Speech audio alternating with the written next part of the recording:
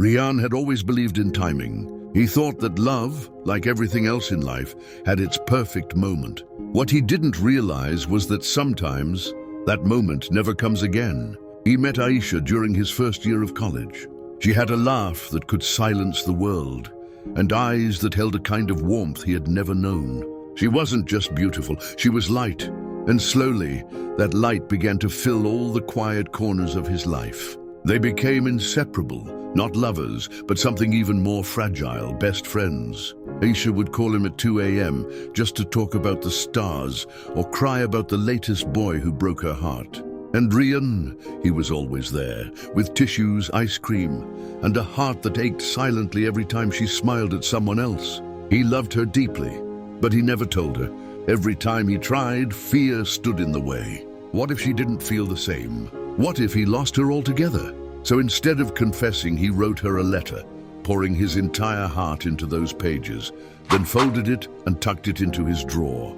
"I'll give it to her someday," he promised himself, but someday never came.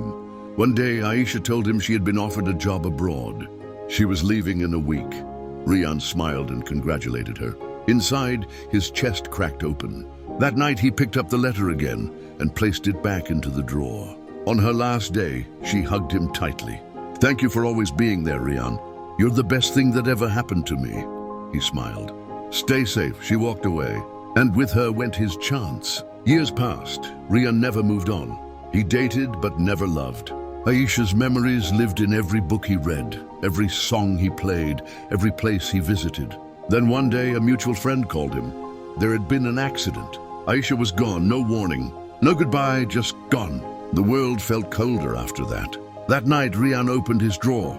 The letter was still there, untouched, unread. With trembling hands, he walked to the park where they used to sit. The tree was still there, older now, like him. He sat down on the bench and read the letter out loud. His voice cracked, the words catching in his throat. "I loved you, Aisha, from the moment I met you, and I was too much of a coward to say it. I thought I had time, but time lied to me." He folded the letter one last time and placed it beneath the tree. As the wind picked up and scattered leaves around him, Rian whispered into the silence, "If there's another life, please, come find me."